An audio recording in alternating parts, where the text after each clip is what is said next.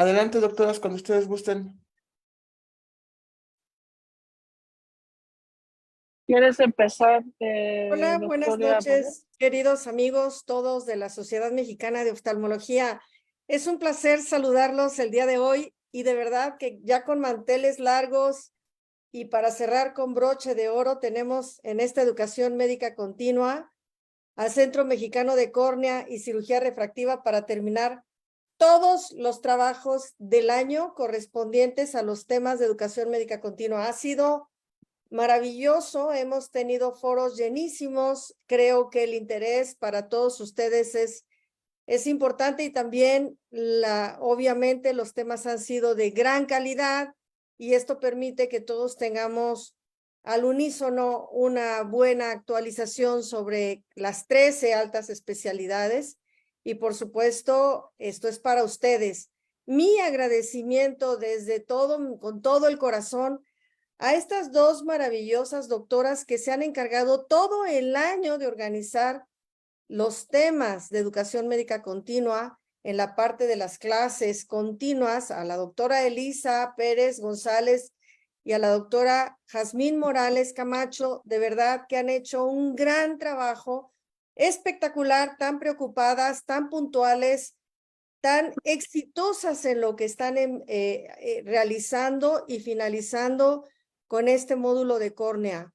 También saludo, por supuesto, a la presidente del Centro Mexicano de Córnea y Cirugía Refractiva, la doctora Valeria Sánchez Huerta, que nos estará coordinando una serie de clases. Ustedes escucharán a Elisa y a Jazmín que les van a anunciar el temario de las clases. Hay por ahí una corrección que Elisa también nos va a hacer favor de hacer. Todas las clases a las 8 de la noche de modo virtual para la comodidad de todos ustedes.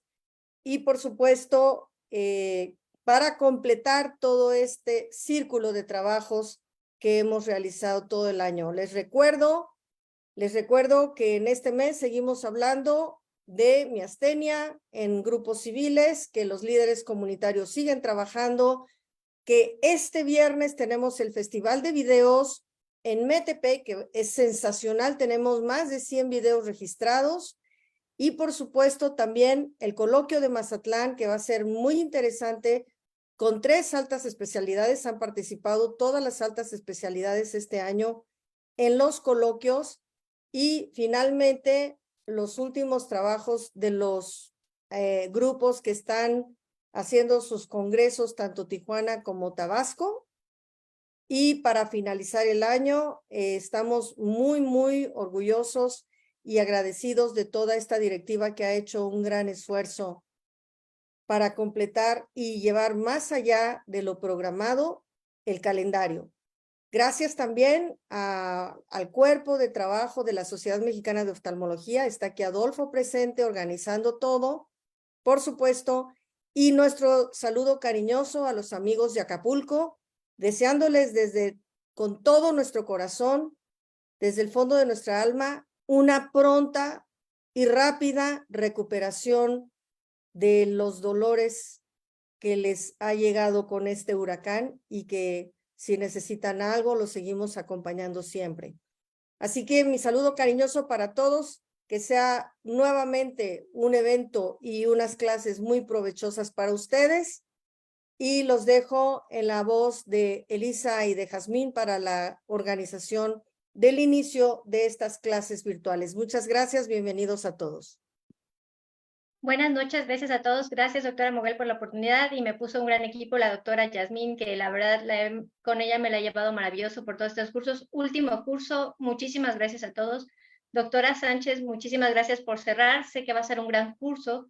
Recuerden que son 24 puntos para este último, que es de córnea. Vamos a tener un cambio en las fechas. El 14 de noviembre no vamos a tener clase, hay sesión de oftalmología y va a ser para el jueves 23. Vamos a mandar en las ligas, vamos a mandar en Facebook y en todas las redes sociales el cambio junto con la liga nuevamente actualizada para que podamos tener acceso ese día sin problema. Muchísimas gracias a todos, inscríbanse y muchas gracias a todos los ponentes. Buenas noches.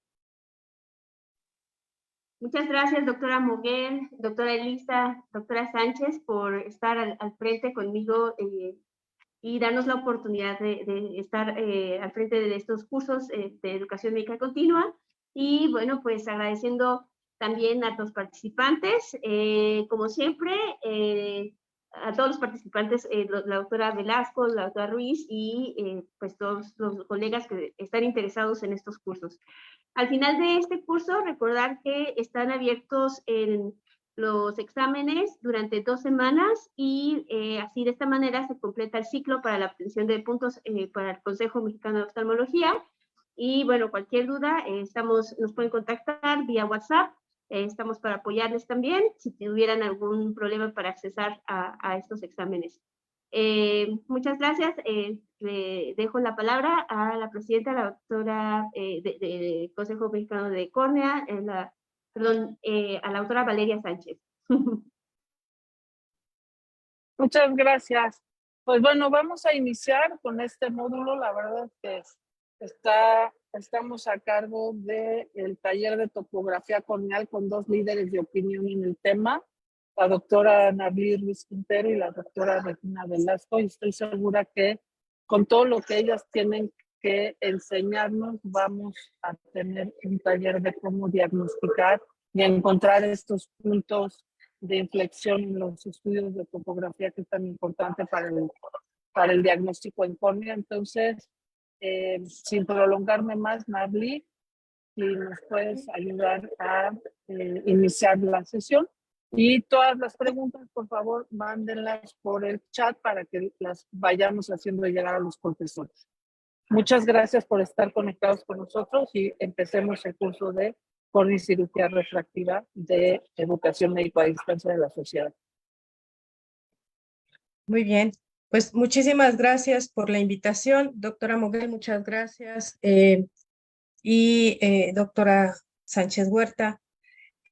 Pues bueno, la primera parte vamos a hablar de topografía. Digo, para hablar de topografía en poquito tiempo cuesta un poco de trabajo, pero voy a tratar de ser muy concreta en los puntos más importantes que hay que saber de topografía en general.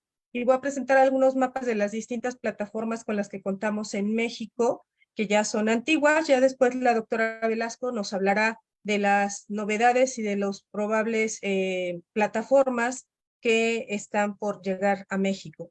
Entonces, es un punto de partida. Todos hacemos cirugía refractiva, pero cirugía refractiva fotoablativa, yo creo que el gran miedo es cometer el error de que operemos una ectasia o que provoquemos una ectasia. Entonces, que no es poco el porcentaje, hasta el 10% de los que solicitan cirugía refractiva, terminan teniendo alguna alteración que impide que sean candidatos. Entonces, lo primero que vamos a ver es las queratometrías, el radio de curvatura y la esfericidad. ¿Sí? La córnea realmente es un ente matemático medible. Hoy en día es incluso muy fácil hasta cierto punto de entender sus mediciones a través de mapas principalmente bidimensionales topográficos, aunque bueno, hoy en día ya contamos con tecnologías que incluso lo pueden hacer tridimensional. Y debemos de recordar de forma sencilla que las queratometrías promedio ideales van entre 40 y 44 dioptrías queratométricas, ¿sí? Pero el rango de normalidad se considera lo más plano, lo más oblato tolerable es 36 para que no se vea afectada la calidad de visión, y hasta 47, o si le hacemos caso a Rabinovich, 46.7, en los cuales, 47.2, en los cuales es el rango de mayor prolaticidad normal que puede tener una córnea. Siempre vamos a hablar de hiperoblaticidad cuando sean queratometrías menores de 36, hiperprolaticidad cuando estemos frente a una córnea que tiene una queratometría de 47. ¿Sí? Y recordar que K1 siempre va a ser la queratometría más plana que se encuentre dentro de los 3 milímetros centrales, el promedio de esa, la que se encuentre la más plana, Y K2 siempre va a ser la queratometría más prolata o más picuda que se encuentre en esos 3 milímetros centrales. Ahora, hay conceptos súper importantes de la córnea que han evolucionado y han hecho que los topógrafos sean mucho más minuciosos y nos den mucho más puntos de partida para evitar tener complicaciones. Y es que la córnea no es esférica, como en algún momento la mayoría de los aparatos se comparaba la córnea con una esfera de mejor ajuste o con un cuerpo esférico que tiene el mismo radio de curvatura en toda la superficie, sino que la córnea es asférica y puede ser oblata o puede ser prolata o incluso hiperoblata o hiperprolata en las distintas zonas donde se estén midiendo las curvaturas queratométricas. Y como les decía, el concepto cambió de comparar la córnea con una esfera de mejor ajuste que tenía el mismo radio de curvatura con un toroide o con una superficie de tipo toroide, o sea, con distintos radios de curvatura, ¿sí? A esto le vamos a llamar que es un cuerpo asférico. Y los cuerpos asféricos pueden tener superficies, por ejemplo, prolatas en las partes central y oblatas en la periferia, o viceversa, ser oblatas en la parte central y en la periferia irse haciendo más prolatas, con radios de curvatura más pequeños. ¿Qué es esto? Para entenderlo de una forma más sencilla, por ejemplo, en una córnea plana, como vemos aquí, vamos a ver que el radio de curvatura es mucho más plano en la zona central y en la periferia se hace un radio de curvatura más pequeño, más pronunciado. Esto ya es una zona más prolata. Y viceversa, por ejemplo, en una ectasia tenemos que el radio de curvatura central es más pequeño, es más picudo y por ende es más prolato. Y hacia la periferia se tienden a ampliar los radios de curvatura y se vuelve un poco más oblata la córnea. Entonces, esto principalmente va a ser un punto de partida para que lo veamos de inicio en el mapa queratométrico. Y ahorita vamos a hablar de los distintos mapas que hay que valorar de inicio. Bien, y el tercer concepto que hay que reforzar es a lo que llamamos asfericidad. Y la asfericidad normal de la córnea tiene un rango muy pronunciado. Es desde 0.28 más menos 0.08. Para fines topográficos, no aberrométricos, sino topográficos, los rangos de normalidad pueden ir desde menos 0.5 hasta más 0.5, ¿sí? Entonces, es importante que estos rangos se amplían un poco más en la topografía cuando valoramos dentro de la topografía la esfericidad, que es parte de la aberrometría de la córnea, o sea, de las irregularidades o de los distintos radios de curvatura de la superficie de la misma, ¿sí? Y siempre que hablemos de una córnea prolata, va a tender a ser más negativa, por lo cual la esfericidad va a ser más negativa. Y cuando hablemos de una córnea oblata o plana, va a tender a tener una esfericidad más positiva. Ejemplo, cuando hay una ectasia, pues vamos a tener asfericidades negativas. Por eso es importante que en las topografías que nos permiten valorar asfericidad, nuestros valores sean lo menos negativos posible. Y cuando estamos frente a una córnea muy plana, por ejemplo, después de una ablación miópica, pues podemos tener una esfericidad mucho más positiva. Todo esto es importante no nada más para la córnea, sino también incluso para cuando decidimos qué tipo de lente intraocular vamos a utilizar, ¿sí? O sea, no nada más para la cirugía refractiva. Y algo que es importante es que muchas plataformas, aquí les pongo por ejemplo Sirius, que tomen en cuenta también las aberraciones. Y las aberraciones, no nada más la aberración esférica, como ya vimos, o la esfericidad, también la coma, el astigmatismo secundario o el trifoil, que impactan de forma importante en la calidad de visión. Y de ahí que podamos decidir si una córnea tiene muchas aberraciones de alto orden, pues entonces tendrá incluso que primero ver si es posible regularizarla, porque si no, podemos incluso con ciertas técnicas de cirugía refractiva, por ejemplo, cerrar el área de ablación, pues podríamos implementar cualquiera de estas aberraciones y nuestro paciente en el día va a ver muy bien, pero cuando se amplía la pupila, pues va a ver sumamente mal. Entonces, ya la mayoría de las topografías modernas, digámoslo así, incluyen la aberrometría. Otros conceptos que son importantes, además de la esfericidad, y debemos de recordar que la córnea tiende a ser un poquito más esférica, si lo podemos decir así, o con menos variación de radios de curvatura en el centro, ¿sí? Por suerte es el área de mejor visión. Nuestra área de visión va entre los 2 y los 4 milímetros. Por eso las zonas de ablación van entre los, más o menos, entre los 6 y los 6.5 milímetros, que cubren estos 4 milímetros de importancia para la visión. Después se amplían y cambian los radios de curvatura. Tiende a hacerse más oblata, más plana en la periferia, y esa es la distribución normal de una córnea. Tiende a ser primero una elipsoide, luego una parábola y luego una hipérbola en la parte final. Ahora, también debemos encontrar otro punto de partida, que es la excentricidad. ¿Qué es la excentricidad? ¿Qué tanto se separa del eje visual, ¿sí? Y el centro de la córnea? No siempre el vértice de la córnea va a coincidir con esa zona. Entonces, ¿qué tanto se desplaza? Eso puede incluso dar cabida a que haya cambios en la zona de ablación que tengamos que hacer si vamos a hacer cirugía refractiva. Por eso, la excentricidad ideal no debe de pasar de 1 milímetro, ¿sí?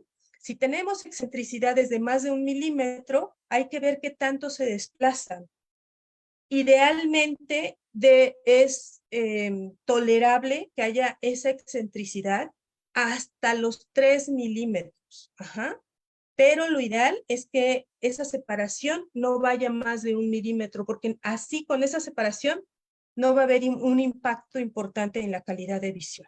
Ahorita vamos a ver dónde vamos a encontrar todos esos valores. Recordemos que hoy en día ya la colorimetría cambió. Antes decíamos, córneas más planas, pues se van a ver en verde o en azul. Córneas más prolatas, más picudas, se van a ver en colores rojos o naranjas. Y hoy en día, pues incluso existen 3 tipos de colorimetría. La americana, que es justamente esta, azul o verde para lo más plano, y rojo para las zonas más, o naranja para las zonas más picudas, más prolatas. Pero también tenemos que cada uno de los topógrafos tiene su propia aberrometría, o incluso podemos poner una colorimetría que nos favorezca. Nosotros podemos incluso en algunos aparatos elegir qué colores queremos que vayan en cada una de estas elevaciones. Ahora, se incluyen ahora los índices. Ya no nada más estamos hablando de la elevación de la cara anterior, de la elevación de la cara posterior, sino que también hay índices que se incluyen en las topografías que nos permiten ver qué tan regular o qué tan irregular puede ser una córnea. Sí, probablemente los que más hemos escuchado son Rabinovics, son los de Tomei, o también los de Claes y Maeda. Kisa es un índice que es desde 1976, pero sigue aún actual. Tan es así que en Pentacam, por ejemplo, ya se incluye Kisa. Este índice, pues, incluye todo esto, se puede hacer de forma manual. El índice de Kisa también va en base a la esqueratometría más elevada, el astigmatismo corneal irregular, que hay que sacarlo, la diferencia inferior-superior y el índice del eje radial, que también hay que sacarlo, ¿sí? A través de una fórmula. Y hay aparatos que, bueno, pues ya no los dan, ya no es necesario hacer nosotros la cuenta, digámoslo así.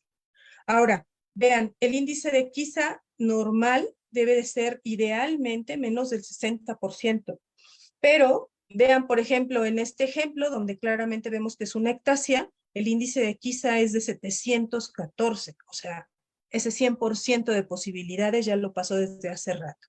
Y el índice inferior-superior, que debe de ser idealmente menor de 1.4, en este caso es de 7.93. O sea, realmente los dos índices, tanto el de Kisa como el índice inferior-superior, pues están alterados.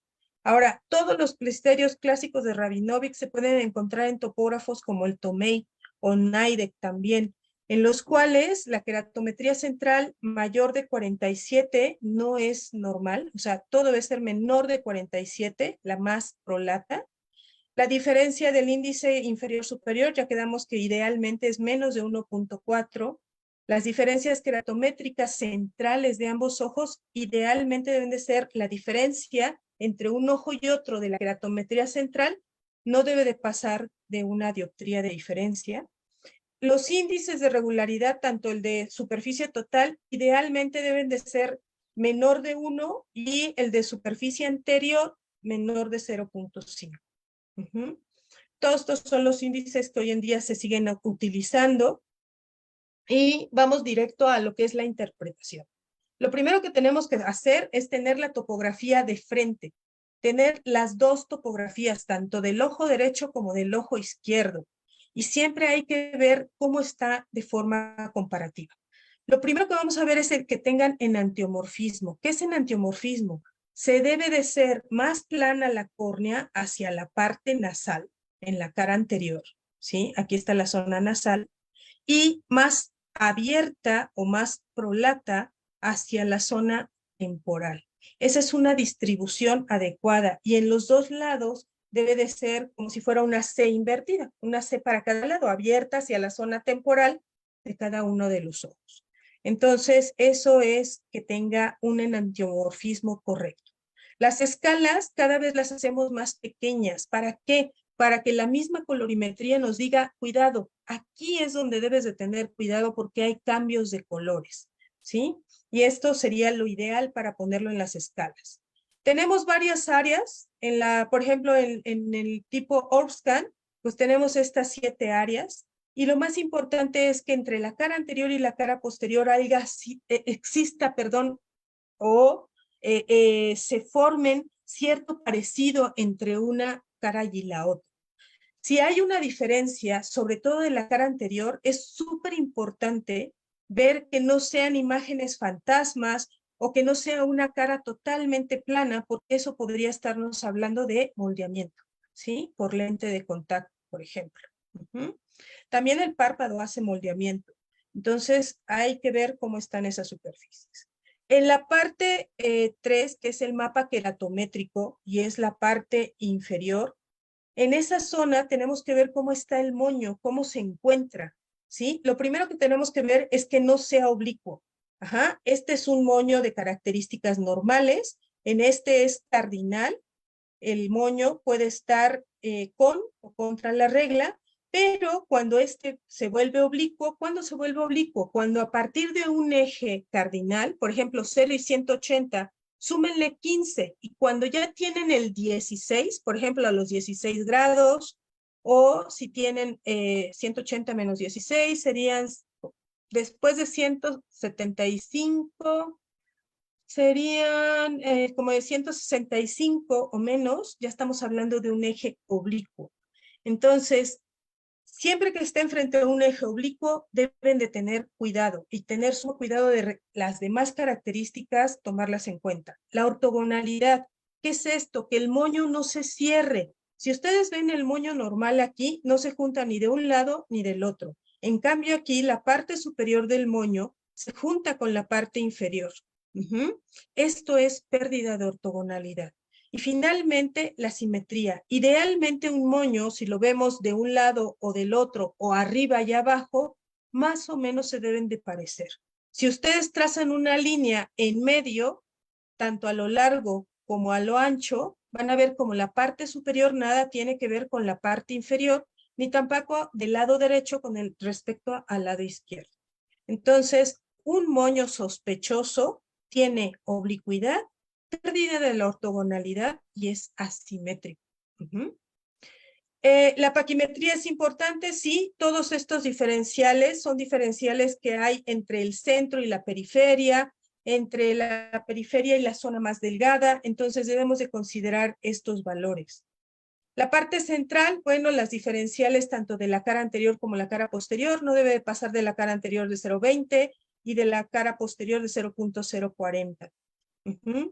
Los mapas aquí, sabemos que en la parte central, desgraciadamente en el Orbscan no es nada automatizado, pero aquí la keratometría, la K2 no debe pasar de 47, los índices de regularidad no, en los 3 milímetros centrales no mayor de 1.5 y en los 5 milímetros no mayor de 2 dioptrías. Y la diferencia entre el poder promedio no ser mayor de 1.5 dioptrías. La diferencia entre el eje más elevado tampoco debe de rotar más allá de 15 grados. Y el poder, sobre todo en el mapa axial, no debe de pasar de 47 dioptrías queratométricas.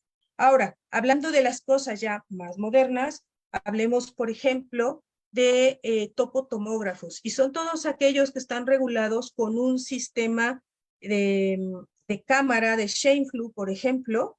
Antes había un interferómetro, en día ya no existen imágenes por láser de tipo interferométrico, pero sí tenemos todos los topógrafos que son con cámara de Scheimpflug y nos pueden dar estas imágenes. Vean cómo los cambios de la colorimetría son los saltos mucho más pequeños para poder tener datos más importantes.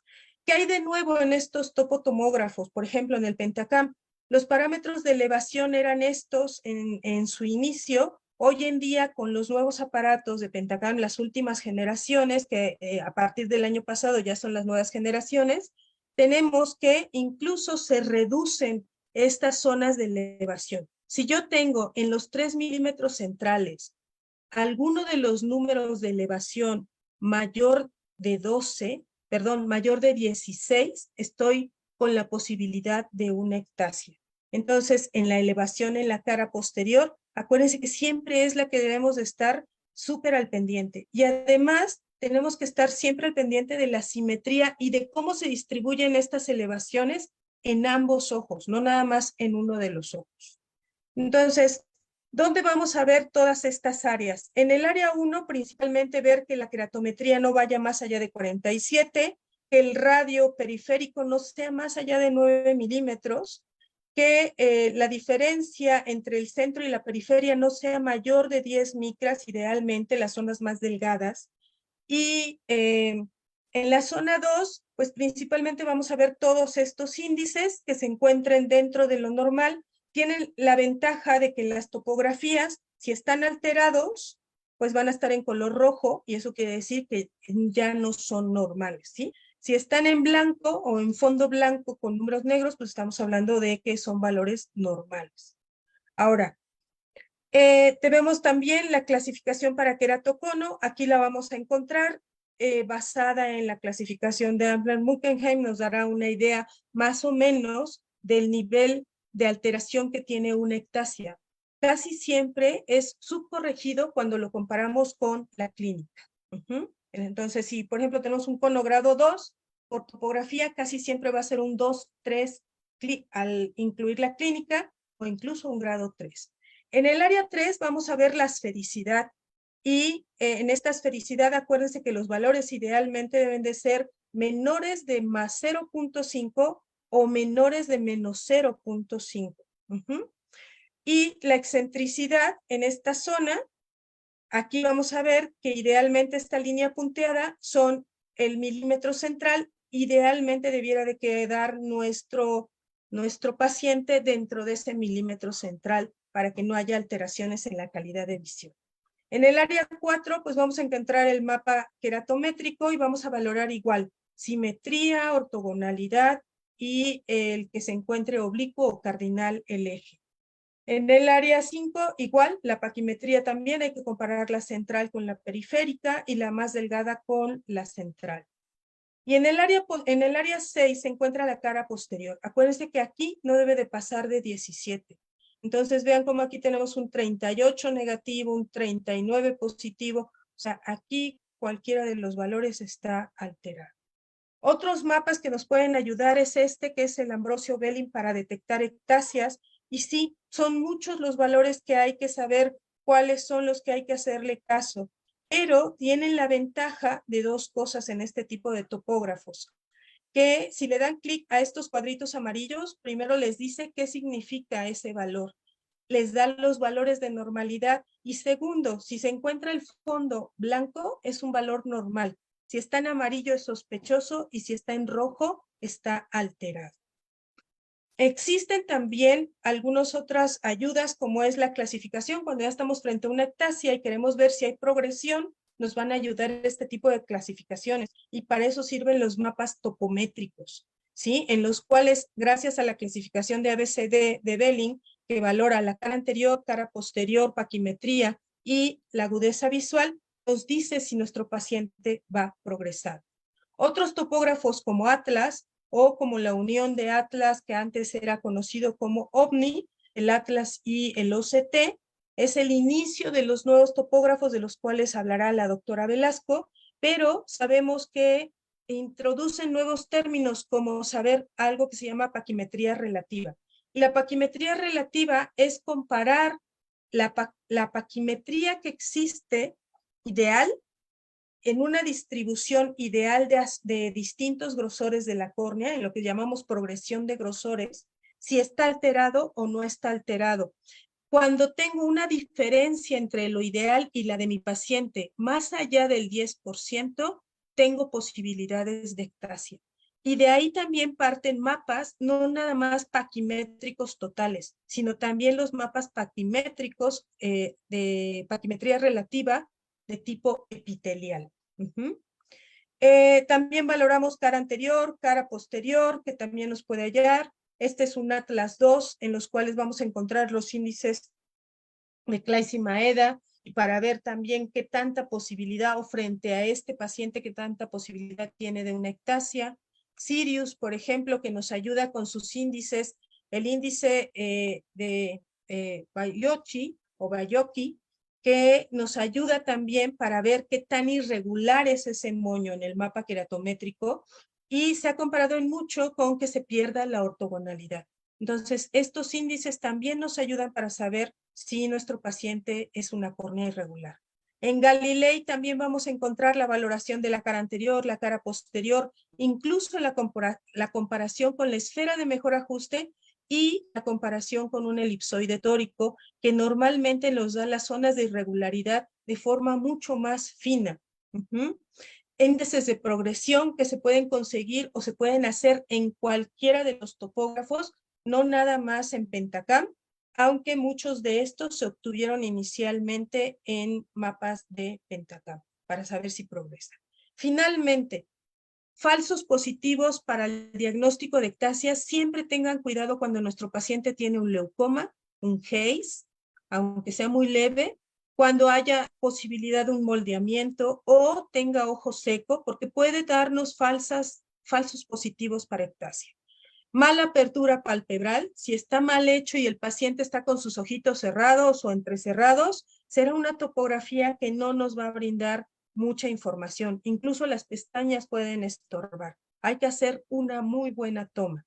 Y por supuesto, el grupo de córneas irregulares que cada vez agrupan mayor número de defectos en la superficie de la córnea sin que necesariamente sean ectasias. Recordemos que las córneas irregulares, dependiendo de qué tipo es la irregularidad, hasta el 20% con el paso del tiempo pueden desarrollar ectasias. Entonces, no las descartemos, hay que darle seguimiento. Pero todos estos son puntos en los cuales podemos diagnosticar una ectasia y no ser una ectasia. Esta es la bibliografía que si quieren les puede servir. Se va a quedar grabada. Entonces, para que puedan tener acceso de forma sencilla a interpretación de topografía. Pues muchísimas gracias, espero que haya sido esto de utilidad. Le doy la palabra a la doctora Sánchez Huerta.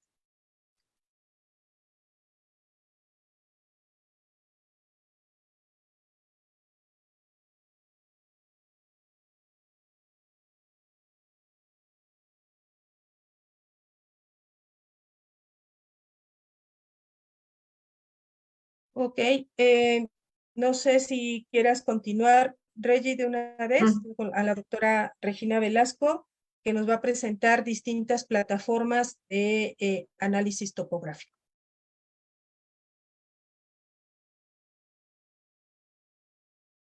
Buenas noches. Tal vez tenga que apagar mi cámara porque de repente se modifica un poquito en el internet, pero bueno, espero que no haya ningún problema con ello. Ahora, después de la plática tan interesante de Narli, la verdad es que muchas de las plataformas tenemos que saber pues tratar de ver los diferentes mapas, tratar de asimilarlos, saber los índices, porque pues toda esta gama de plataformas con las cuales les voy a mostrar, todas son bastante amigables y nos dan muchísima información precisamente para nuestros pacientes.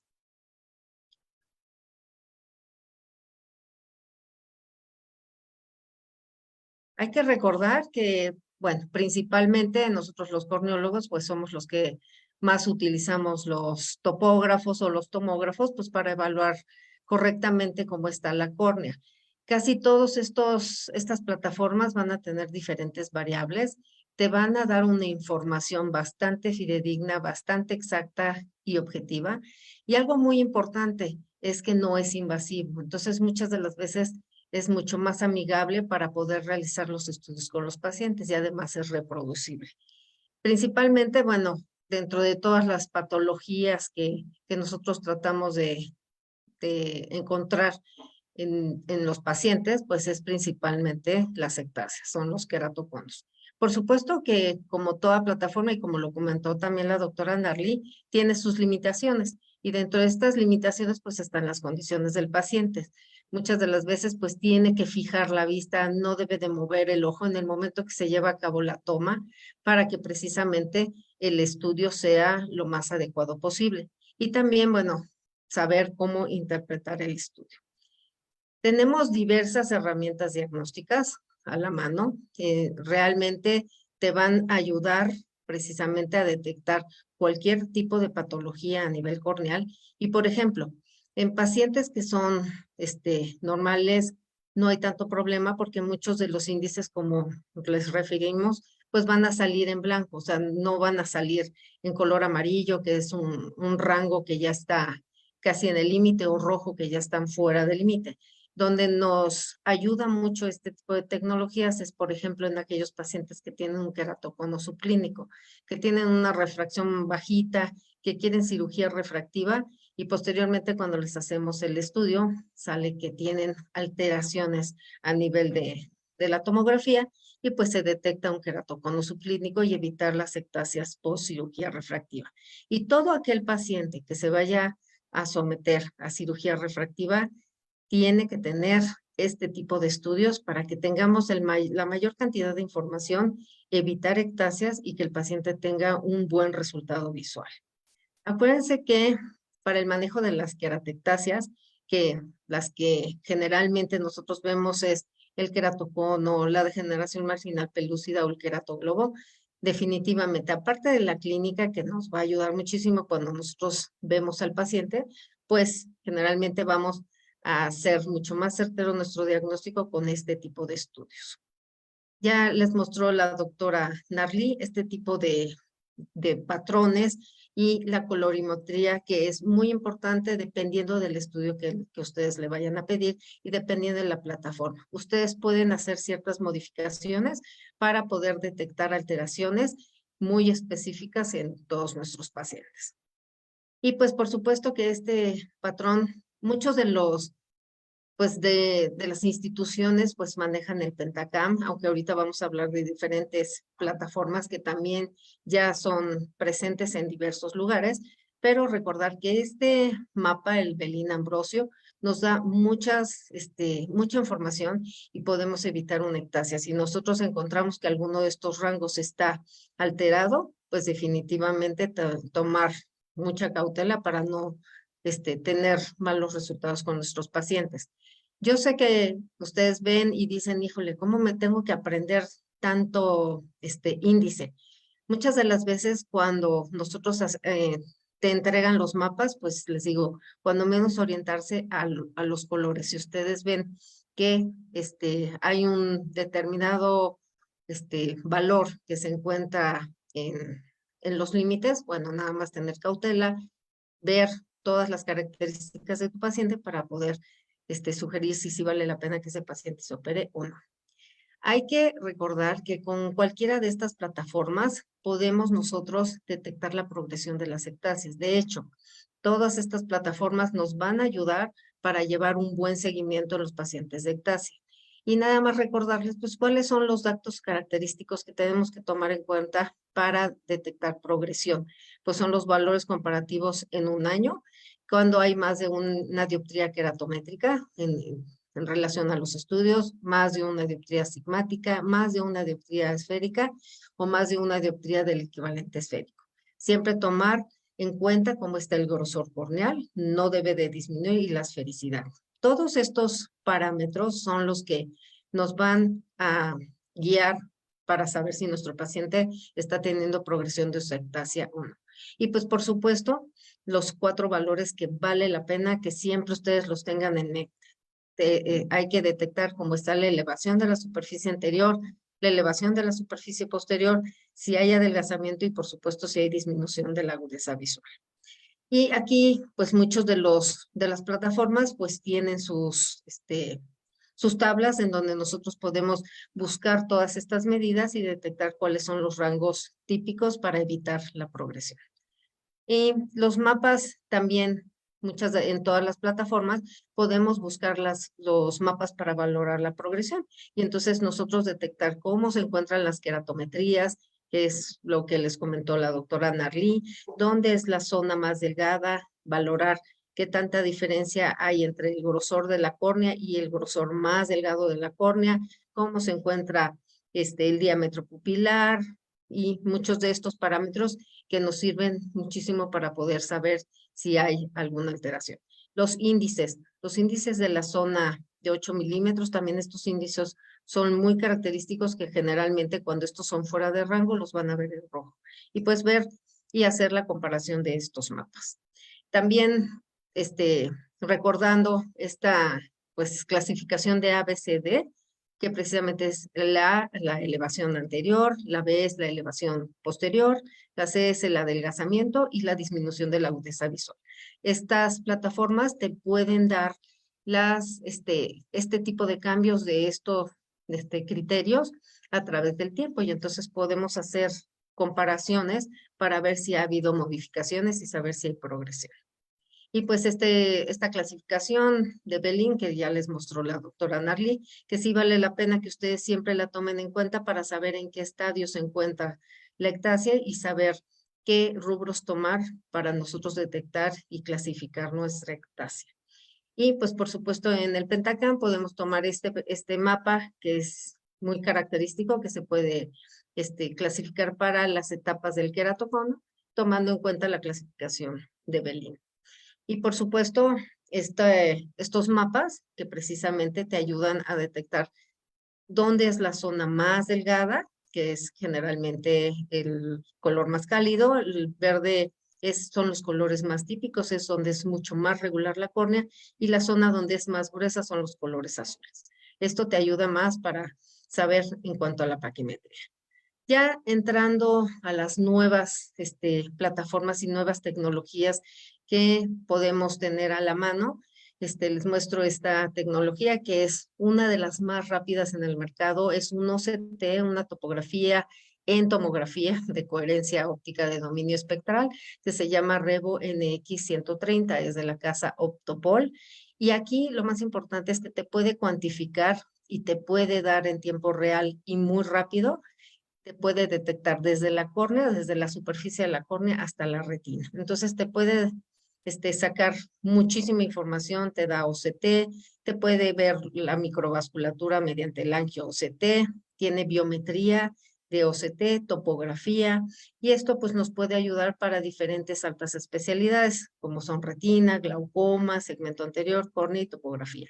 Es uno de los aparatos que tiene de todo tipo, y pues que sepan que las tomas son automatizadas, son bastante rápidas y te da muchísima información. Aquí podemos ver que en este tipo de plataforma te puede dar la paquimetría total, te puede detectar el epitelio y decirte cómo se encuentra a nivel epitelial, cuál es el grosor epitelial, te da una toma de 0 a 180 grados, y también una de las características más importantes es que te puede dar la densitometría del cristalino. Entonces aquí esto nos puede ayudar para saber en qué grado o en qué etapa está la catarata y su evolución. También te puede dar una toma de tipo espectral, así en tiempo real, y te puede detectar cómo está el grosor de la córnea, cómo se encuentra todos los 180 grados. Aquí tú puedes movilizar el cursor para ver de diferentes capas y ver cómo se encuentra la córnea. Y por supuesto te da los 4 mapas, tanto de elevación anterior, posterior, queratométrica y paquimétrica, para que tú puedas valorar toda la calidad de la córnea. También posteriormente te puede dar un mapa comparativo, tanto de alguna toma con un ojo normal, con una, para valorar si hay alguna alteración y también para valorar la progresión. Entonces, si tú tienes tomas que has tomado previamente, te hace el mapa comparativo y tú puedes ver por fecha cómo se encuentran los cambios a nivel corneal. Otra de las plataformas que también tiene topografía corneal por anillos de Plácido, tomografía, que tiene 2 cámaras de Scheimpflug, que sigue los movimientos oculares, es esta tomógrafo de Galilei Dual. Este Galilei Dual también tiene la ventaja de que se comunica con el Femto Z8. Entonces es de la casa Zimmer y también te puede dar esta diversidad de mapas que se pueden dar por reflexión de luz y posteriormente también te puede cuantificar toda la cámara anterior mediante reflexión. Te puede hacer todo este tipo de mediciones y de trazados. Te puede determinar cómo están los ángulos en cámara anterior, cómo está el grosor de la córnea y cómo está también la densidad del cristalino. Te puede dar tu reporte refractivo, el cual te da toda esta serie de análisis como en las otras plataformas, donde te da todos los valores queratométricos, los grosores y el diferencial tanto de elevación anterior como elevación posterior. Casi la mayoría de las plataformas tienen rangos similares, pero sí vale la pena reconocer cuáles son los rangos de normalidad en cada plataforma, porque no todos son iguales y vale la pena que ustedes siempre se basen en los rangos de normalidad de la plataforma que ustedes estén utilizando. Este también es el reporte de queratocono. En el caso de que tenga sospecha de queratocono, también te puede mostrar cuál es la zona más delgada, cuál es la zona más curva, cuál es si hay asimetría, si hay falta de ortogonalidad, y te da este mapa de queratocono.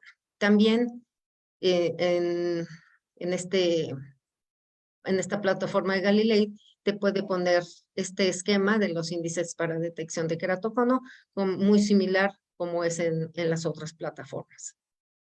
Y por supuesto también te puede dar los índices para queratocono subclínico. Te puede mencionar si hay astigmatismo irregular, cómo está la desviación estándar del poder corneal y también cómo está la regularidad de la córnea. Todos estos parámetros son básicos para saber si hay alguna alteración a nivel de la superficie y si hay posibilidades de un queratocono subclínico. Otra de las ventajas en esta plataforma Galilei es que te puede dar el porcentaje de tejido alterado, que es el reporte de Santiago. En normalmente te puede decir, normalmente debe de ser menor a 40, y entonces, como ven esta escala de colores, todo aquel que está por debajo de 40 va a estar en colores verdes, conforme va haciendo un porcentaje mucho mayor de tejido alterado, va a ser de colores más cálidos. Y este programa nos ayuda muchísimo para saber si hay posibilidades de ectasia.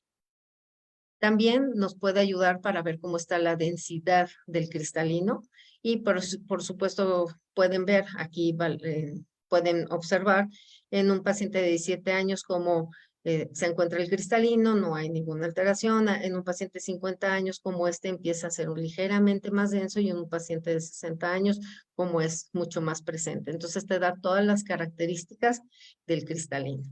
En otra de las plataformas es el Sirius, que es de la casa de Schwinn. Esta también tiene tomografía de Scheimpflug, tiene topógrafo de reflexión por anillos de Plácido, tiene pupilometría y el equipo más moderno ya también tiene análisis de ojo seco y meibógrafo. Todo en un solo tomógrafo. Entonces, vale la pena saber cuáles son también las características de estos aparatos. Aquí, como pueden ver de la casa Schwinn, de los Sirius, cómo estos se han ido modificando. Estos topógrafos pueden tener aberrometría, tienen la cámara de Scheimpflug y pueden ayudarnos a dar la pupilometría, cómo se encuentra la ciclotorsión, nos va a ayudar también en aquellos pacientes en donde debemos calcular lentes intraoculares para ver cómo está, cómo poderlo adaptar adecuadamente y diferentes funciones que nos pueden ayudar también para segmento anterior. Dentro de estas tomografías corneales de Sirius, pues acuérdense que también pues tiene su tamizaje de queratocono y en las cuales también te da ciertas características y te menciona todas las características para saber si estos índices están fuera de rango y que podamos tener sospecha o diagnóstico de queratocono. También, dentro de este mismo tamizaje, podemos ver todas las queratometrías en diferentes meridianos en la zona de 3, de 5 y de 7 milímetros. También cómo se encuentra el grosor y posteriormente te menciona en uno de estos recuadros, en el recuadro de la derecha en la zona inferior, si hay posibilidades de queratocono. Y te puede decir si son de características normales, si hay sospecha o definitivamente se trata de un queratocono. Dentro de esta plataforma también te ayuda para ver si hay una regularidad dentro de esta superficie anterior y más que todo para los queratoconos subclínicos también mostrar los diferenciales y ver estos índices qué tan fidedignos son. Tienen una especificidad del 99% y una sensibilidad también casi del 100%. Dentro de estos programas que también tiene el Sirius es cómo calcular los segmentos intraestromales para ver a qué profundidad, en qué zona deben de ir y entonces nosotros poniendo de diferentes, poniendo nosotros qué es el anillo que nosotros queremos utilizar, te hace un, de acuerdo al diámetro de la pupila, te menciona cuál es el mejor anillo intraestromal que debes de utilizar en este tipo de pacientes y te puede hacer un calculador para ver si necesitas anillos asimétricos, simétricos o si nada más se requiere de un solo anillo. Y pues por supuesto que también te puede dar aberraciones corneales de alto orden y también te puede dar, como había mencionado la doctora Narli, de las otras plataformas como es el Pentacam, que te puede dar la clasificación de aberraciones comparándolas con un ojo normal, un ojo no tocado, y pues nosotros valoramos si es un paciente con una ectasia o un paciente ya posoperado de cirugía refractiva.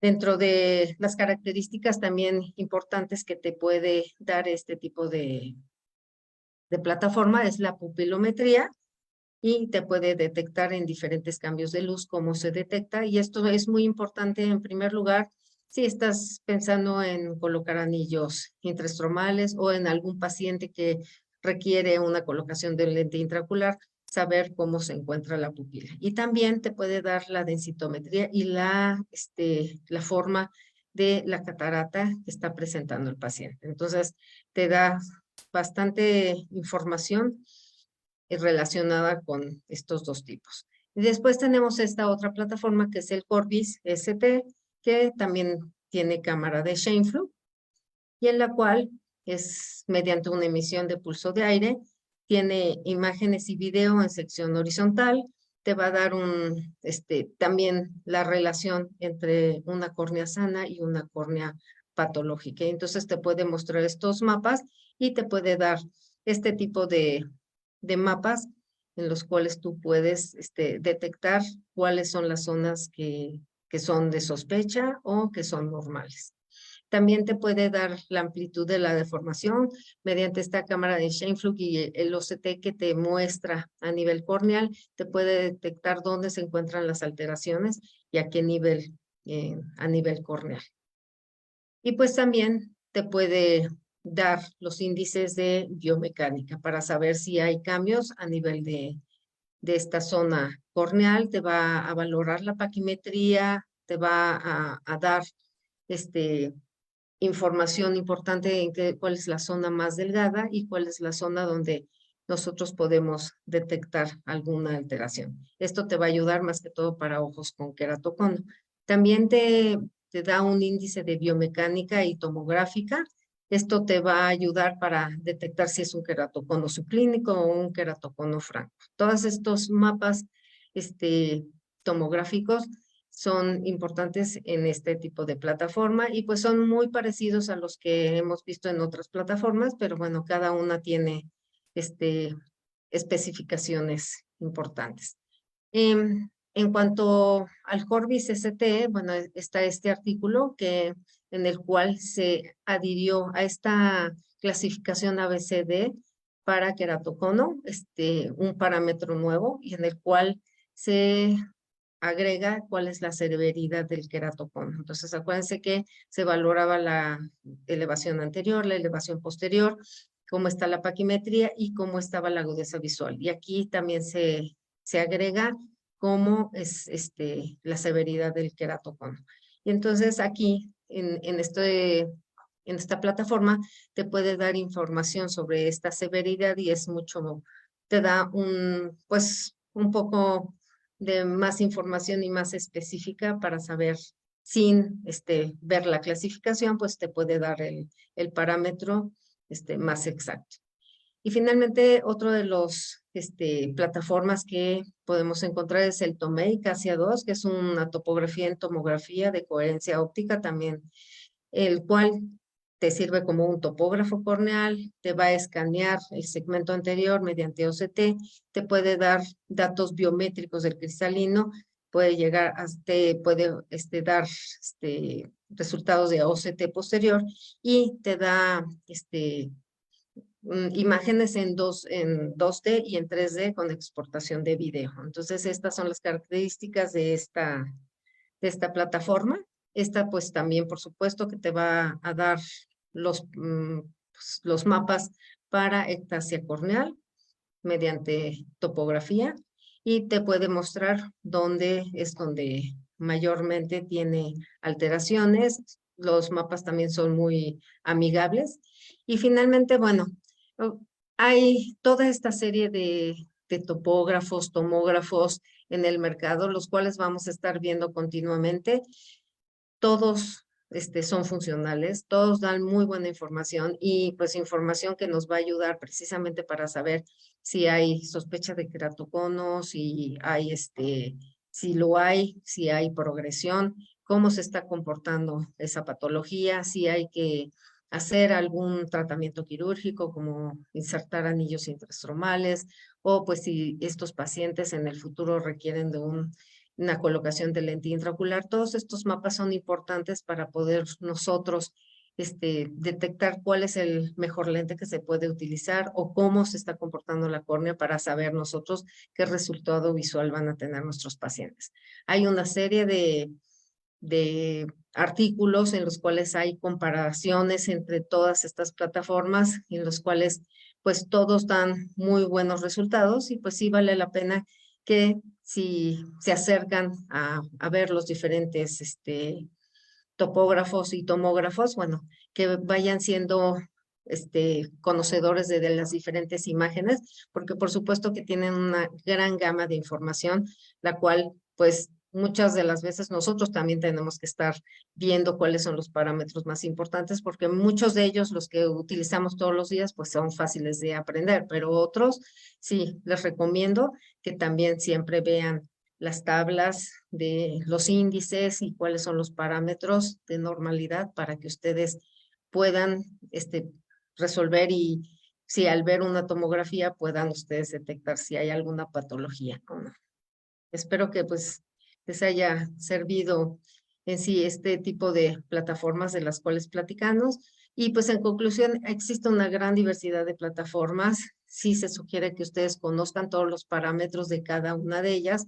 Sí son una gran herramienta para nosotros poder pues tener lo más exacto posible para todos nuestros pacientes, a todos nuestros pacientes de córnea, ya sea que vayan para cirugía refractiva, para descartar cualquier patología corneal ectásica, pues bueno, son una gran herramienta y sí, vale la pena conocer todas ellas para saber cuál es lo que nosotros necesitamos identificar. Pues por su atención, muchas gracias. Espero que les haya quedado claro y es una gran gama de plataformas. Sí, tendríamos que dar casi pláticas ya más extensas, pero bueno, cuando menos darles un recordatorio de las que se presentan ahorita en el mercado. Muchas gracias. Muchísimas gracias, Regina. Mil gracias, Narly. Tenemos algunas preguntas en el chat que me gustaría que pudiéramos resolverles a los doctores. Entonces, las voy a exponer y ya decidimos entre las tres cómo vamos exponiéndolas, si están de acuerdo.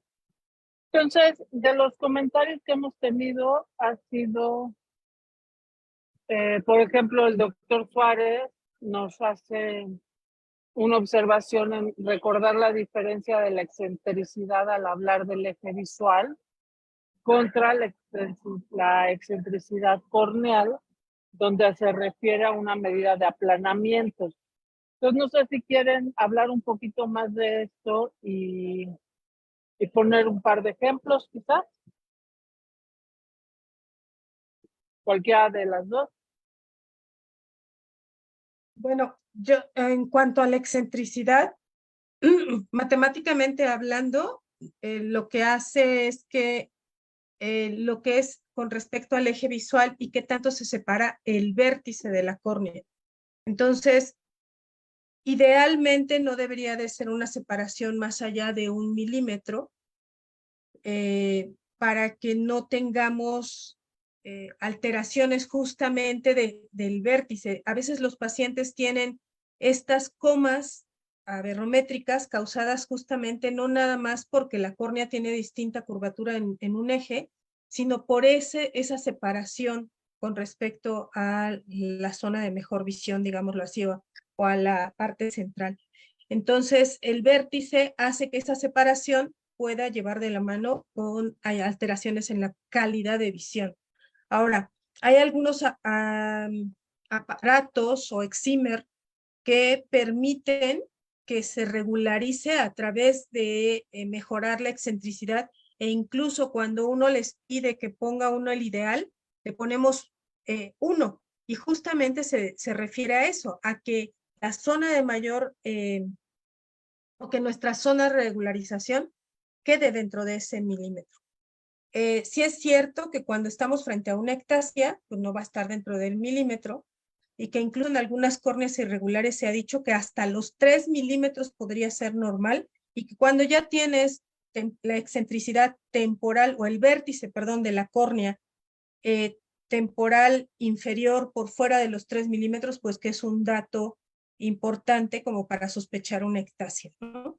Pero vamos, la excentricidad corneal más que nada nos ayuda a ver qué tan regular es ese vértice con respecto hacia donde nuestro paciente tiene el área de mejor visión.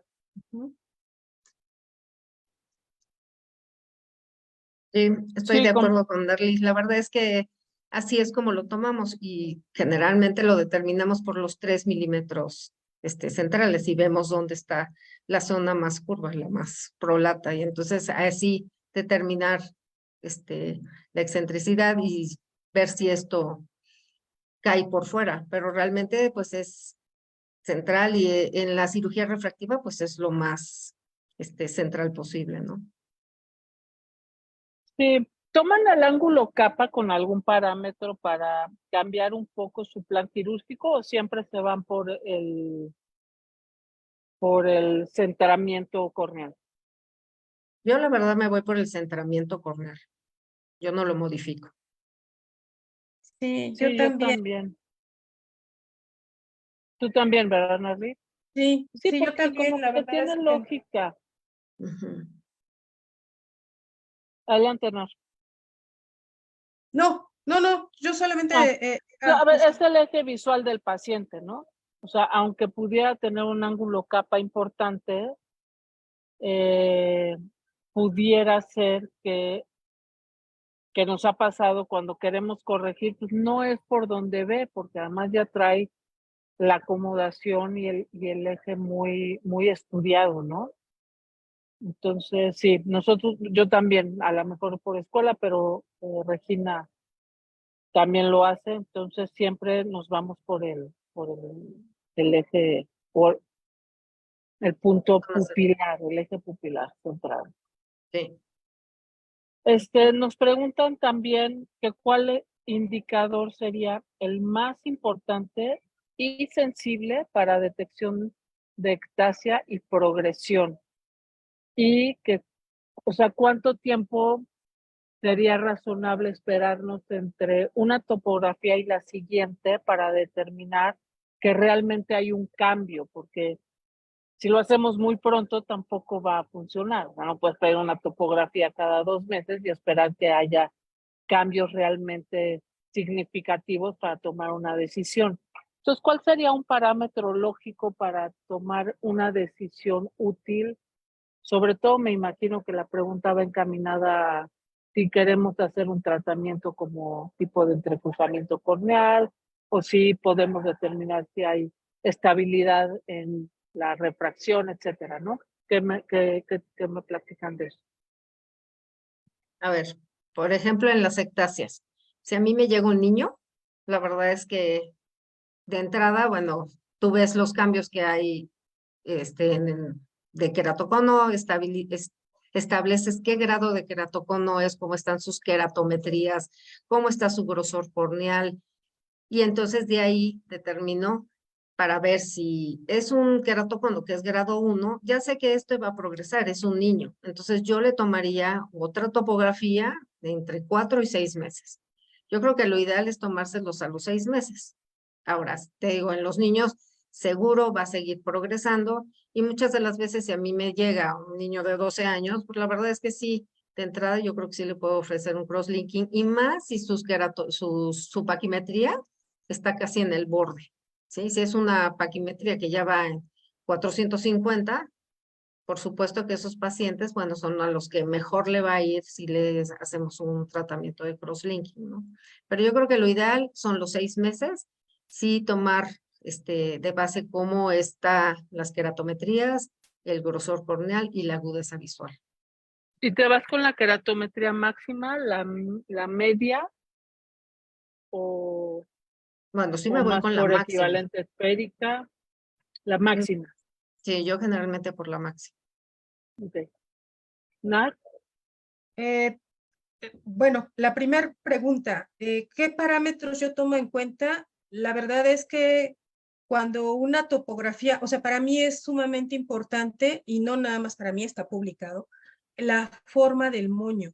La forma del moño en la cara posterior y la queratometría más elevada, pero no nada más de los 3 milímetros centrales. Hay que acostumbrarnos a ver toda la topografía, porque a veces tenemos la queratometría máxima en los 5 milímetros, ¿no? En inferior o temporal.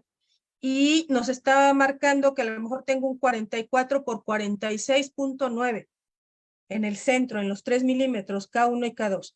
Pero si veo la queratometría mayor, temporal, inferior y está en 50, bueno, no hay que hacerle mucho caso a K1 y K2, sino más bien a la queratometría máxima.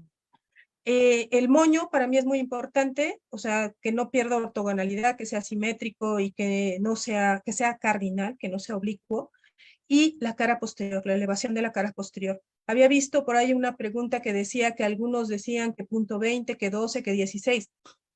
Hay que ver qué plataforma estamos usando, como bien decía Regina, tenemos que saber qué parámetros, pero por ejemplo, si estamos hablando de Opscan, la elevación de 0.040 en la cara posterior, del índice de irregularidad, pues claro que está alterado. Pero si vemos Pentacam en la elevación de la cara posterior y tiene más de 16 en los 3 milímetros centrales, que es el centro, y 2 círculos de números, pues esos son valores alterados, o sea, es más de 16.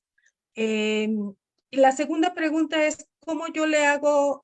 Yo me baso mucho en los criterios originales de Pentacam que nos decía que para la progresión, cuando salió el ABC de Belin, recomiendan que la progresión vaya en base al grado del cono y también vaya en base a la edad del paciente. Entonces, si es un cono grado 1 o grado 2, puedo hacer las variaciones cada año, pero las topografías cada año. Pero si es un cono grado 3 o grado 4, pues entonces tengo que estar todavía más al pendiente. Es una córnea que va a tener menos resistencia y por lo menos cada 6 meses hay que estar revisando. Y lo que decía Regina es súper importante. En niños no hay que confiarnos. Y más en niños alérgicos, niños que se tallan, niños que tienen algún tipo de atopia de la que sea, no nada más conjuntival. Es importante darle seguimiento incluso cada 6 meses, porque de repente estos niños, sobre todo en la etapa en la que empiezan a ser adolescentes, el cono corre. Entonces ahí sí es donde cambia el criterio y ahí sí se los hago cada 6 meses. Ok, y también tomas las queratometrías máximas como tu parámetro.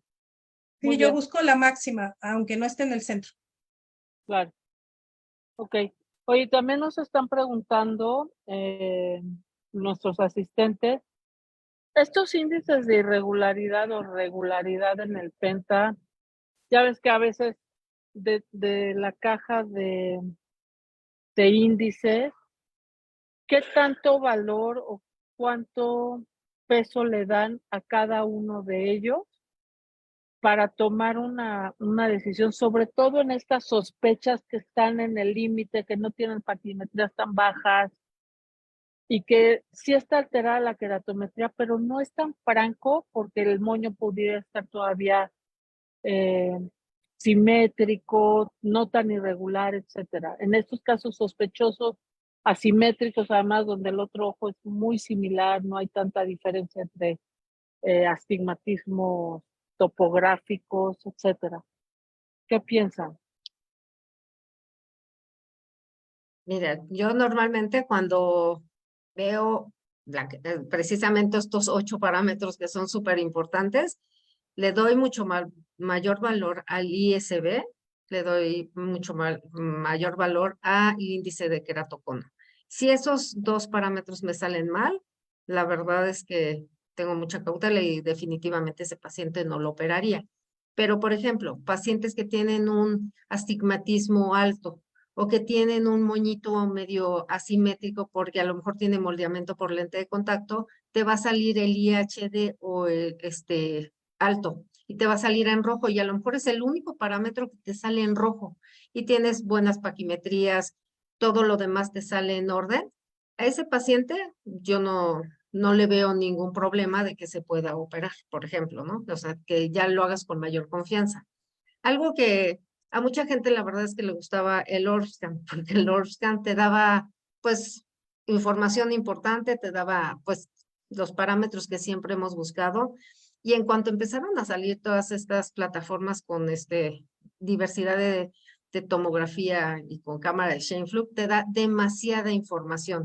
Mientras más información te da, pues algún otro parámetro te va a salir alterado, ¿no? Y entonces ya te entra, pues obviamente, pues la preocupación de que, ay, y si este índice ya te salió en amarillo, ya no le hago nada. Sí tienes que ver la clínica, tienes que ver qué tipo de grosor corneal es. Pero si es un paciente que tiene un grosor de 450 micras, bueno, ya definitivamente sabes que no lo puedes tocar, ¿no? Entonces sí tienes que complementar tanto la clínica como con el estudio. Pero esos parámetros creo que son los más importantes. Sí, yo de hecho totalmente de acuerdo con Regina, el ISB, el índice de asimetría vertical, incluso nada más hay que tener algo que recientemente se observó y que también va de la mano con la presencia de comas verticales, es que el paciente no tenga tosis, ¿no? Porque es un punto importante para que el ISB también se puede alterar. Nada más en esos casos hay que tener cuidado, pero si nuestro paciente abre bien, no tenemos artefactos, todo, el ISB no tiene por qué alterarse. Y de acuerdo, en las córneas irregulares, todas las córneas irregulares, incluso en ojo seco, el índice de asimetría horizontal Ese es el que puede estar a veces alterado y no necesariamente estamos hablando de una ectasia, ¿no? El índice de queratocono normalmente se altera cuando ya el ISB es muy irregular. Entonces, pues si está alterado el índice, el IK, pues ahí agua pasa por mi casa. Ujú. Justo, y una de las preguntas que nos mencionan en redes es el tema de aberraciones y la irregularidad y qué tanto peso le damos a las aberraciones corneales para la detección, sobre todo en casos de subclínicos, ¿no? Entonces, ¿qué tanto peso le damos? Le damos más peso a las aberraciones que pudieran ser incipientes, aberraciones esféricas, sobre todo el coma por el astigmatismo, o nos vamos mejor a queratometrías y a lo que ya conocemos, independientemente de que sea por Plácido o por Scheimpflug o alguna otra plataforma. Yo creo que si tienes una plataforma que ya te da parte de la topografía aberrometría, como son la gran mayoría de los que utilizan cámara de Scheimpflug, pues hay que ocuparla. Y la verdad es que si estás viendo que tienes sospecha, la aberrometría es una palomita o una crucecita más que puede tener tu estudio. Si tienes una coma vertical súper importante, si tienes una aberración esférica súper negativa, o sea, entre más negativa estamos hablando de una córnea más prolata, ¿no? Y también incluso la presencia de un trifoil que no tiene un eje bien establecido o los astigmatismos secundarios, que a veces ves el astigmatismo secundario de tercer grado con un eje y el de sexto grado con otro eje, dices, algo anda mal. Pero pues principalmente la aberración esférica sigue siendo la reina de las aberraciones, probablemente la que más ha estudiado. A mí sí me es importante que me den, aparte de la topografía, la aberrometría, y justamente lo que voy luego a buscar es justamente la aberración esférica de cuarto orden y después la de sexto orden. Y en la coma casi siempre busco la de tercero y la de quinto orden para ver esos dos. Si esos dos están alterados, pues ya busco otras cosas, ¿no? Como astigmatismos secundarios, si coincidan sus ejes, etcétera, etcétera, que son datos infalibles de que estás frente a una córnea que es irregular, pero que ya se está alterando hacia una, o ya está teniendo una zona de irregularidad muy específica, ¿no? Yo, de hecho, les pido la aberrometría en los posoperados. Por ejemplo, en el que tengo sospecha de que puedan tener alguna ectasia, es donde lo pido. No lo pido en el previo. La verdad es que en el previo no lo pido. O sea, lo solicitas para detectar si un posoperado de cirugía refractiva pudiera estar empezando con una ectasia posterior a cirugía. Sí. Para ver Pues ya, precisamente sí, a ver si le indujimos alguna aberración extra, ¿no? Entonces, sí, una coma. Interesante, claro. Sí. Sí, Pero es un buen realmente sí lo hago en seguimiento. el posoperatorio, sí. Tiene lógica.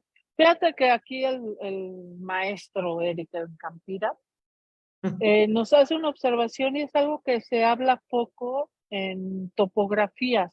Ya está ahora esta nueva plataforma de OCT, que no son anillos de Plácido, no es Scheimpflug, es OCT donde las imágenes se captan en bloque mediante tomografía de coherencia y se transforman en datos, pero es algo que se platica poco y se habla muy poco en los congresos. Recientemente están hablando un poco más, pero ¿qué nos podrían platicar de esto y qué tanta sensibilidad o especificidad sabemos algo comparado con Scheimpflug, que es hoy nuestro gold standard? Plácido tiene también un gran potencial en algún tipo de patología para discriminar este tipo de alteraciones topográficas, que pudieran ser desde ojo seco, ¿no? Pero es donde nos mete ruido tanta plataforma y patologías tan sutiles como una deficiencia de película lagrimal. ¿Qué tanto el OCT pudiera cubrir esto o esto todavía no estamos ahí? ¿Qué opinan? Yo de lo que estuve investigando precisamente del OCT, y bueno, la verdad es que yo no lo he utilizado, pero bueno, vi varias imágenes y es que sí te muestra todas las características específicas de la córnea. Entonces, puedes ver cómo está el epitelio, puedes ver si hay una ectasia precisamente en algún determinado lugar de la córnea. Sí te da, por ejemplo, datos en un paciente que tiene una fibrosis, que tenga hidrox, que tenga un descemetocele. La verdad es que sí te da unas imágenes muy, muy específicas que pues sí nos pueden dar cierta información. No creo que pueda suplir a un pentacam, a un tomógrafo de los que actualmente utilizamos, pero bueno, sí es de mucha utilidad como para que tú veas cómo se encuentra la córnea en determinado lugar, que también lo puedes ver mediante las tomas de cámara de Scheimpflug o unos CT espectrales, pero las imágenes también son muy específicas y pues te digo, yo no lo he utilizado, pero sí he visto las imágenes, pues yo creo que sí, también es otra plataforma que debe tomarse en cuenta.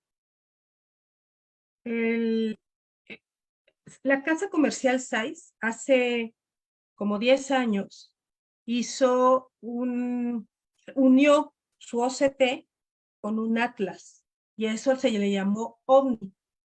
El sistema OVNI, a fin de cuentas, presentaba por separado un sistema de luz, pero también el OCT trataba de escanear la córnea, digámoslo así. Y bueno, aunque es un láser de baja frecuencia, de todas formas, la ventaja era que pues atravesaba leucomas, a diferencia de los de la luz, ¿no? De luz, que son como, por ejemplo, todos los que tienen cámara de Scheimpflug, a fin de cuentas es luz, y por eso los leucomas pueden darnos falsos negativos y hay que tener cuidado con eso. A diferencia de un OCT que, bueno, puede, en teoría, atravesar esos leucomas y darnos mejores mediciones. Pero se dieron cuenta con el paso del tiempo, tan es así que ya no existe OVNI, que había una variabilidad importante, sobre todo en el sistema paquimétrico, ¿no? Tenían problemas de subcorrección o hipercorrección. Habría que ver la validación de Antherium por Heidelberg, que yo creo que Heidelberg es una casa comercial bastante seria, y habría que ver sus estudios de validación realmente para ver si ese OCT no tiene ese problema que se tuvo con el OCT anterior. O sea, no es una tecnología realmente nueva porque ya Zeiss la había tenido hace 10 años y la descontinuó. Entonces habrá que ver a ver si este OCT es lo suficientemente congruente con las mediciones y que su variabilidad no sea tan importante, ¿no? Porque si es así, pues nos va a ayudar un montón con los pacientes que tienen Haze, con los pacientes que tuvieron alguna lesión y quedó alguna zona, aunque sea periférica, con compactación o con leucomas. Y la otra es que, bueno, tiene un compensador de luz, que a mí me tocó verlo funcionar, y eso es lo que mucho también ayuda a que los artefactos que tienen las cámaras de Scheimpflug no lo presenten, ¿no? O sea, no presenten esos artefactos de luz, por eso se tiene que oscurecer todos estos que se usan con cámara de Scheimpflug, si no, esos artefactos también nos dan falsos positivos. Muy bien. Sí, de acuerdo. Tenemos poco tiempo antes de terminar y hay varias preguntas, entonces, muy concretos. Por ejemplo, nos preguntan, ¿cuál sería el máximo de desviación de la cara posterior del Pentacam específicamente para tomar un cambio, ¿no?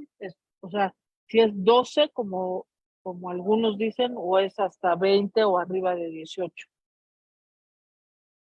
¿Cuál es Lo el que que ya está toman ustedes? establecido, hace 2 años se hizo originalmente cuando nació el Pentacam se decía que la cara posterior no podía pasar de 20, ¿no? Ya hablando de 20 ya estábamos hablando de algo totalmente irregular en la cara posterior en los 3 milímetros centrales. Pero hace 2 años se hizo la corrección y por eso les presenté en mi presentación cómo eran lo máximo de elevación que se tenía antes. Y ahora se ha vuelto mucho más estricto. Incluso los modelos del año pasado, que son las nuevas generaciones ahora, que ya no debe de pasar de 16, ¿no? 16 en los 3 milímetros centrales, y hay que tener mucho cuidado porque hay que acordarnos, y sobre todo hacen hincapié en la cara posterior, porque hay que acordarnos que principalmente las ectasias, pues podemos encontrar datos sugestivos de forma temprana en la cara posterior. De acuerdo. ¿Y qué opinan de los mapas epiteliales, que se empieza a hablar mucho de ellos? ¿Qué tanto le damos importancia o no? Sobre todo en las ectasias poslásicas, ¿no? Que es donde pudieran darnos más orientación que en una córnea virgen. ¿Qué piensan? Yo no tengo mucha experiencia, apenas ya ves que iniciaron y apenas nos están llevando, nos van a llevar el demo, entonces he visto las imágenes, pero la verdad es que no tengo experiencia. Por supuesto que nos va a dar muchísima información, yo creo en estos pacientes de ojo seco, en los pacientes de ectasias, pero realmente hay unas imágenes preciosas, la verdad, del epitelio, pero yo no tengo experiencia todavía con ese tipo de plataforma. Ujú. No sé, Narly o tú, Valeria, sí, yo creo que ya lo has utilizado, no sé. Nosotros tenemos un estudio en población mexicana de mapas epiteliales en donde sí hemos encontrado variaciones en cómo hay una remodelación en las zonas más delgadas de la córnea, hay un engrosamiento del epitelio como para tratar de compensar estos escalones. Pero la verdad es que todavía no estamos ahí para tomar decisiones en cuanto a si operas o no operas, o si realmente está ectasiándose un paciente que ya operaste o no, pero yo creo que es un mapa interesante, y entender cómo el epitelio trata de compensar para mantener una córnea irregular eventualmente va a ser un time changer en la toma de decisiones. Si bien no en cirugía refractiva, sí en los pasos de los casos posterior a cirugía, no nada más refractiva, sino trasplantes, traumas, mucho, ¿no? Y ver qué tanto sí le ofreces o no le ofreces a un paciente una segunda opción.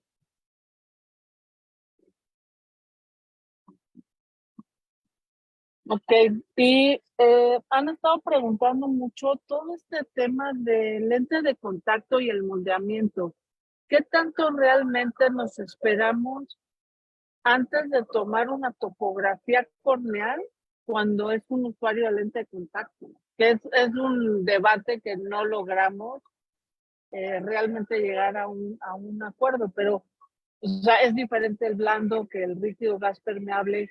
¿Cuánto tiempo les piden que se quiten el lente? Porque esta gente, bueno, mucho, les quitas el lente y los dejas inútiles. O sea, los dejas sin laborar, no ven nada. O sea, es una locura. Y muchas veces en estos astigmatismos asimétricos o en estas ectasias tan irregulares que su lente aéreo no puede compensar y tienen que seguir laborando, es una locura que les pidan un mes de descanso de lente de contacto, es una locura. Pero ¿cuál sería un límite razonable para que pudieran orientarnos en cuanto al moldeamiento, en cuanto al diagnóstico, ya para cerrar la primera sesión del curso? Pues sí, es todo un debate. Pero, por ejemplo, un portador de lente de contacto blando, yo les sugiero que, o sea, siempre les digo que una semana. Sí es todo un tema, ¿eh? Porque además, quién sabe si lo cumplen adecuadamente. Y uno de queratocono, bueno, sí, totalmente los dejas inutilizados, o sea, no pueden hacer nada. Entonces, a esos pacientes yo les digo que una semana. Y si no, a veces, pues el fin de semana, si son pacientes que son nada más para ver la evolución y para ver si les tienes que adaptar un lente escleral, muchas de las veces los pacientes, pues como no ven nada, no quieren quedarse sin utilizar el lente. Y en todos lados te dicen un mes. Y si es cierto, ¿cómo se van a quedar un mes sin ver? Y sí, la verdad es que sí va a haber cambios, a lo mejor no va a ser tan exacto, pero bueno, yo por lo general les digo una semana.